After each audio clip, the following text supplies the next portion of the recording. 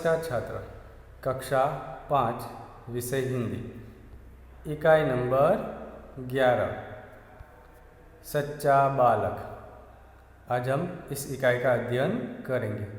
इसमें एक बालक की कहानी है। वह अपनी सच्चाई पर अडिग रहकर कैसे बुरे लोगों यानी डाकुओं का हृदय परिवर्तन कर देता है, इसकी कहानी है। एक अच्छी कहानी है, तो चलो हम इसे पढ़ते हैं। एक समय की बात है।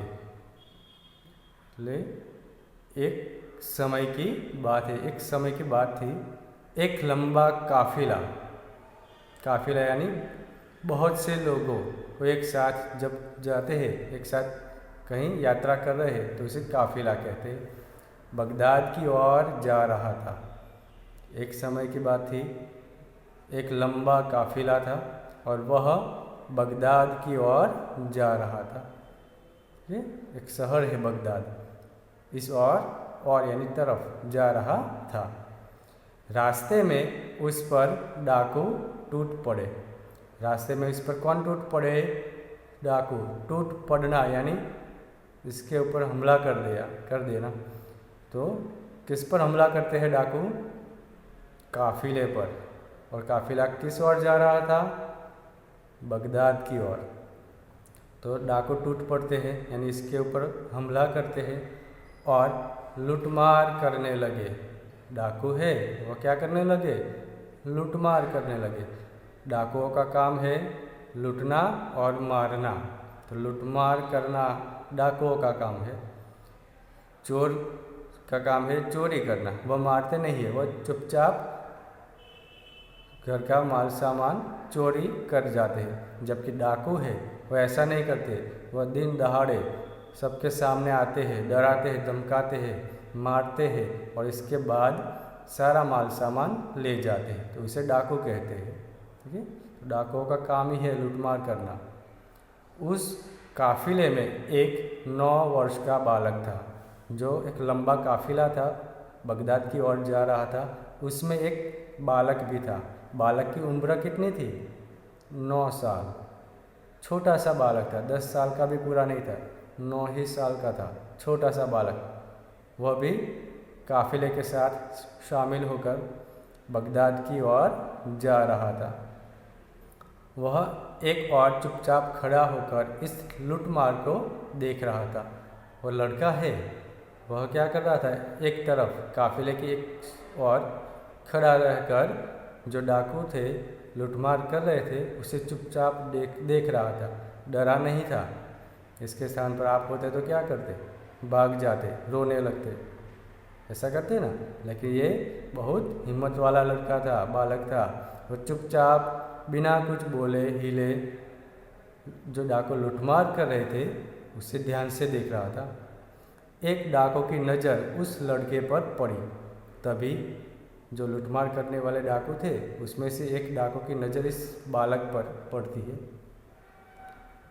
लड़के के पास आकर वह डाकू कड़क कर बोला। कड़क कर यानी कठोरता से, जोर से बोलता है, तेरे पास भी कुछ है? ऐसे ही बोलता है ना।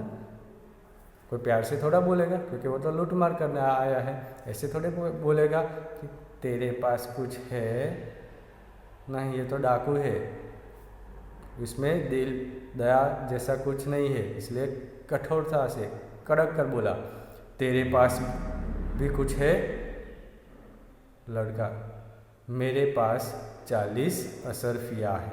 सच बोल दिया लड़के ने कि मेरे पास 40 असरफिया। असरफी यानी आज के समय में आप पैसे आपने देखे हैं, ठीक है? 1 रुपया, 2 रुपया ऐसे सिक्के हैं, 5 रुपये, 10 रुपये का। लेकिन पहले के समय में जब ये रुपये नहीं थे, तब सोने के सिक्के जिसे असरफी कहते हैं उससे लोग खरीदारी करते थे।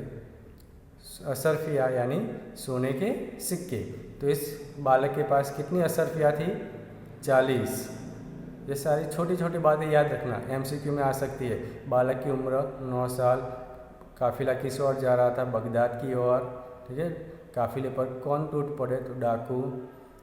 लड़के के पास कितनी असरफिया थी? 40। ऐसे प्रश्न आ सकते हैं, इसलिए छोटी छोटी बातें आप खास याद रखना।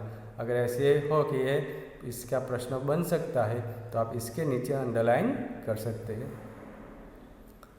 डाकू चकित होकर, चकित होना यानी आश्चर्य से, 40 असरफिया और इस छोटे से बालक के पास, क्योंकि 40 असरफिया होना ये कोई मामूली बात नहीं है। क्या कहा? तेरे पास 40 असरफिया है। डाकू कहता है, क्या कहा तूने? तेरे पास 40 असरफिया? लड़का, जी हाँ, बिना डरे वह कहता है कि जी हाँ, हाँ मेरे पास 40 असरफिया है। डाकू लड़के का हाथ पकड़कर सरदार के पास ले गया। जो डाकू था वह अपने सरदार के पास, क्योंकि डाकुओं की एक बड़ी सी टोली होती है, टोली में एक सरदार होता है। सरदार की बात सभी डाकू मानते हैं और उसी तरह काम करते हैं। जैसे क्रिकेट में कप्तान होता है ना, कैप्टन, तो उसी प्रकार यह डाकू थे, उसमें भी एक सरदार था जिसकी बात सभी लोग मानते हैं। तो वह डाकू है, वह अपने सरदार के पास इस लड़के को ले जाते हैं।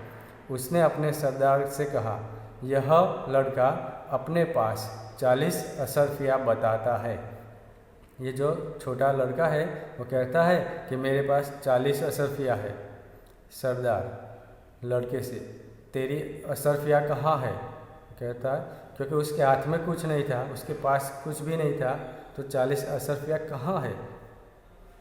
तो लड़के ने अपनी सदरी यानी जैकेट को फाड़कर उसमें छुपी असरफिया निकाली। असरफिया कहाँ रखी थी? उसके सदरी में यानी उसकी जैकेट में के अंदर जो अस्तर था उसमें थी, सीधी थी। उसे फाड़ दिया और उसमें से असरफिया निकाली। उन्हें सरदार के सामने रखते हुए कहा, यह देखो। जैकेट के अंदर इस तरह छिपा के रखी थी, अगर वह नहीं बताता तो किसी को कुछ भी पता नहीं चलता कि इसके पास 40 असरफिया है। लेकिन वह लड़का ऐसा नहीं करता है। डाकू ने पूछा कि असरफिया कहाँ है, तो उसने सच सच बता दिया। सरदार आश्चर्य से, उसे विस्मय हुआ। लड़के, असरफियों को इस प्रकार से रखने का उपाय तुम्हें किसने बताया? यानी वह कहता है कि असरफिया को इस तरह से छिपाने का उपाय तुम्हें किसने दिया? लड़का कहता है, मेरी माँ ने इनको सदरी के अस्तर में सी दिया था, जिससे किसी को पता न चले।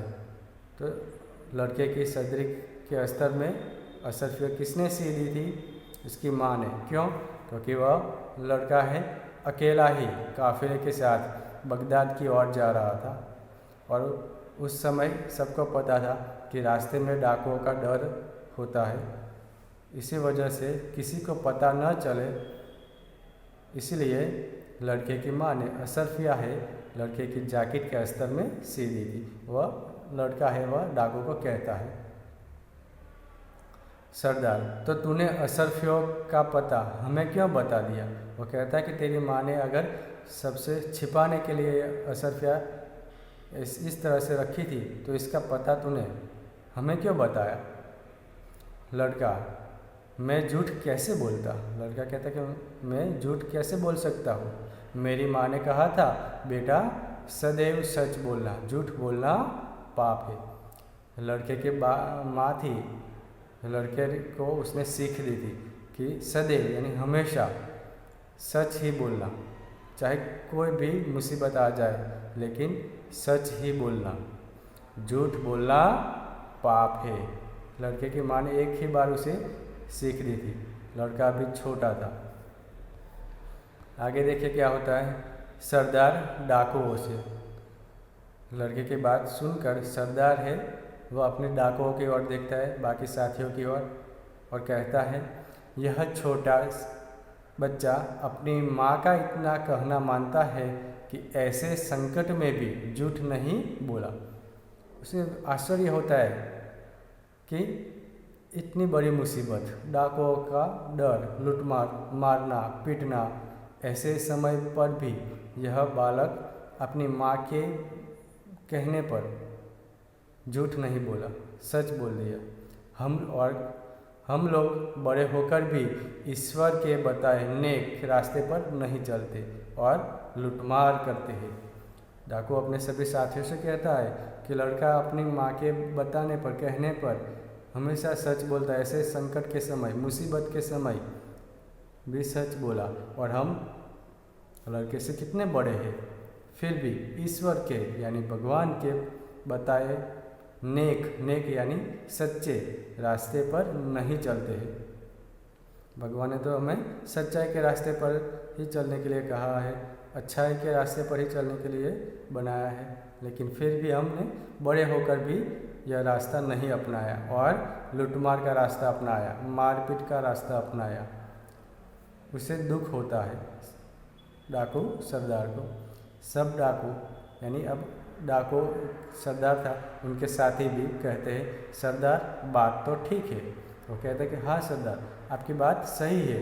ये लड़का अगर एक बार अपनी माँ की बताई बात यानी सच्चाई की बात मानता है, और हम तो बड़े होकर भी नहीं मानते, हमेशा लूटमार करते हैं, लोगों को सताते हैं, मारते हैं, पीटते हैं, ये गलत है। सभी डाकुओं को ऐसा लगता है। किसकी वजह से? बालक ने मुसीबत के समय में भी सच्चाई का साथ दिया, हमेशा सच बोला। इसीलिए क्योंकि वह छोटा लड़का था, चाहे तो झूठ भी बोल सकता था, लेकिन इसने ऐसा नहीं किया। सरदार डाकुओं से, इनका लुटा हुआ सामान इन्हें वापस कर दो।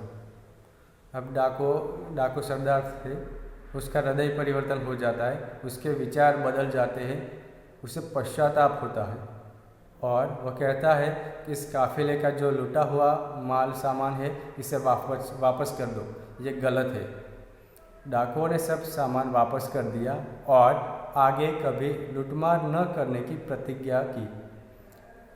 काफिले का जो माल सामान था वह तो वापस कर दिया, लेकिन सबके सामने एक प्रतिज्ञा ली, एक वचन दिया कि आगे से हम कभी लूटमार नहीं करेंगे। सच बोलने वाले इस बालक का नाम अब्दुल कादिर था। जो 9 साल का लड़का था, काफिले में बगदाद की ओर जा रहा था, उसका नाम क्या था? अब्दुल कादिर। ये नाम आपको याद रखना है। बड़ा होकर यह बालक महान संत हुआ। इतनी छोटी उम्र में ऐसा त्याग वाकई में एक अच्छे गुण है। तो ये छोटी उम्र में ऐसा काम कर सकता है, तो बड़े होकर तो क्या क्या नहीं कर सकता। और इसीलिए वह बड़ा होकर एक महान संत बना। उनकी समाधि बगदाद में है। उनकी समाधि यानी मरने के बाद उसकी याद में प्रतीक के रूप में उसकी कब्र को प्रतीक के रूप में बनाया जाता है, ठीक है, जहाँ पर उसे दफनाया जाता है वह स्थान यानी समाधि। इसे मकबरा भी कहते हैं या मजार भी कहते हैं। तो वह आज भी बगदाद में है। यहाँ प्रत्येक वर्ष बड़े संख्या में लोग दर्शन के लिए जाते हैं। तो वहाँ पर प्रत्येक यानी हर साल बड़ी संख्या में यानी कई लोग इनके दर्शन के लिए जाते हैं। तो इस तरह से छोटा सा 9 साल का बालक जिसका नाम अब्दुल कादिर था, अपनी माँ के बताए सच्चाई के रास्ते पर चलता है और डाकुओं का हृदय परिवर्तन कर देता है। डाकू आगे लूटमार न करने की प्रतिज्ञा करता है। तो ऐसे आदर्श बालक, एक सच्चे बालक जो आगे जाके एक बड़ा संत बनता है, और इनकी समाधि आज भी बगदाद में है और लोग इसे दर्शन करने के लिए भी जाते हैं। ठीक है, तो इस इकाई को आप एक बार ध्यान से पढ़ लेना। इसमें जो मैंने बताया है वह मुख्य जो पॉइंट है इसे अंडरलाइन कर लेना और साथ में याद भी रखना है। ठीक है, इसका अभ्यास है, इसकी चर्चा हम आगे के वीडियो में करेंगे। ठीक है, धन्यवाद।